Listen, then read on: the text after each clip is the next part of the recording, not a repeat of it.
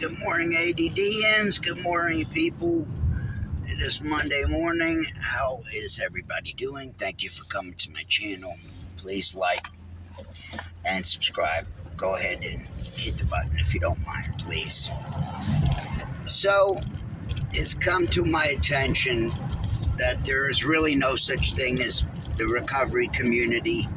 We have nothing but frauds, fakes. There are very, very, very few people that claim themselves as a recovery channel, and they're not just full of BS and lies. I had to give it up. Nicole, she's in the recovery community, and she's done what she said. She's held her word. She does what she can. This is the one and only person I really have seen and know in the recovery community that's not full of it. So I've gone and done a little research and a little background and trying to find where my place is in this planet. And it's not amongst any genres or groups.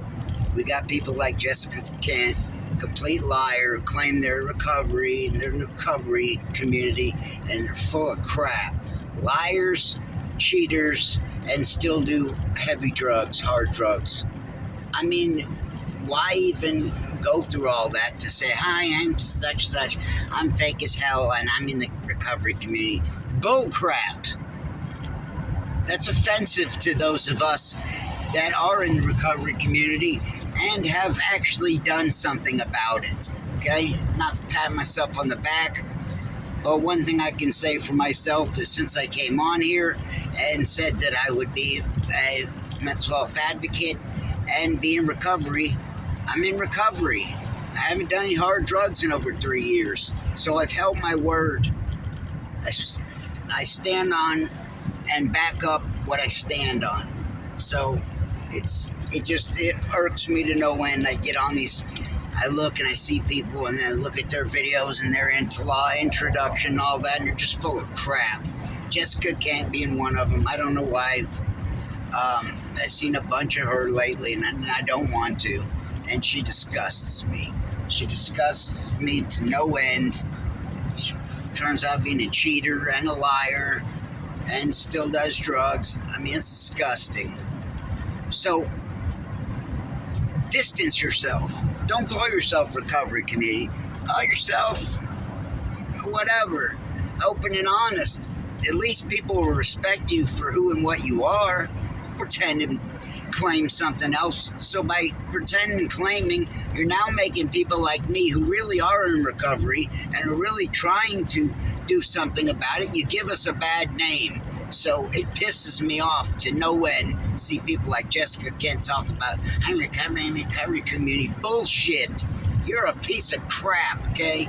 Stop saying recovery. Somebody let Jessica get that message from me. Stop saying you're in recovery. You're not. You're in addiction, okay? And so I've turned my life over to God. You can see there's stories here on this for days. And so, excuse my foul language, but it's the first time I've cursed in some time. I've really been trying to work on my mouth, my cursing. I've done the best I can. You should be able to see. You should be able to go back and see videos from a year ago and now. And you should be able to say that I'm a different person. I've changed a lot, and I'm still working on myself. And it's a lifelong process and journey. But I'm working on myself. And I don't come on here claiming to be some bozo. I'm in recovery, but I'm doing drugs behind the scenes. I mean, that's just disgusting to me. Please tell me what you think. So, God has transformed me. My wife's been saying a lot of stuff, and it hits close to home every time she does. And so along the lines of, you'll know when you've got God and you're working on God and you're bettering yourself, God will convict you. You will have conviction. I had conviction for the first time, okay? I don't know what I was, okay with it, did drugs, and And I don't know what all I used to think, but I know I didn't have like a guilty conscience, I guess what I'm saying about it. I didn't hold no regret and no. I would regret doing crack and then waking up and being broke. That I would regret. But I didn't, I didn't regret doing things that I shouldn't be doing. And I do now. I can feel, I'm being convicted. It doesn't sit well with me. Even like say smoking, it's starting to wear on me. Taking medicine to be off of medicine is wearing on me. So I have a lot of convictions. Double eights, double over there. I don't even care to show you what. A ton of numbers. Anyways, I'm convicted now. I'm convicted these days.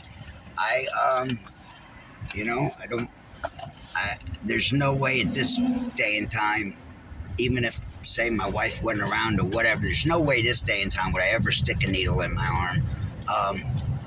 And I really didn't have no convictions of that when I was using. I can remember using, and the only conviction I had was not getting caught.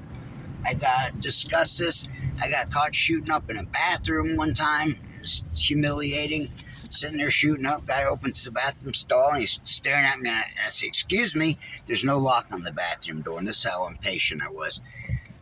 Shuts the door and then opens it back up and he's staring at me. I'm like, "Excuse me." And by this time, I don't get to do my stuff. I wrap it up and I take it off. But I think back to those times. The conviction was just getting caught. You see what I'm saying? I didn't have conviction from within. I do now. It would bother me tremendously to even be around people that would do meth or heroin, cocaine. I would choose to not be around those type of people at all costs. Whereas even as a year or so ago, it wouldn't have bothered me that, it would have bothered me because I would have wanted some.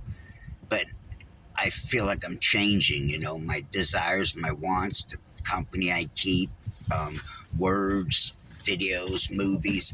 I don't want nothing to do with no satanic BS. I don't watch the football game at all. I didn't see the whatever at all. I think Sam Smith is a low-life scumbag, dirtbag, to say the least, non-binary, whatever, doing all the satanic, nasty shit on TV. Excuse me, Lord. Excuse my language. We're in the end times, and that solidifies it. That they're coming out in the open with all these satanic things, right? And so you have the government and etc. talking about shooting down UFOs, okay? Surely you've all seen and heard. It's not that hard to pick it up. It should be just about any and everywhere, okay? They are giving you their prefab story that they were taken by aliens. The non-conformative Christians taken away by aliens, and just by chance, when Turkey, that was a planned hit, okay? That the explosion was man-made, okay? And afterwards, it got hit by lightning, and it left the number 7. You can see it plain as day. My wife just showed it to me.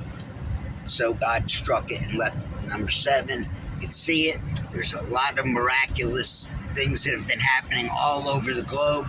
Surely, fill me in if you know some that I haven't touched on. There's many that I don't know. Not a whole lot, but daily I'm getting reports, and my wife couldn't ask for a better, more knowledgeable person. My wife is freaking awesome when it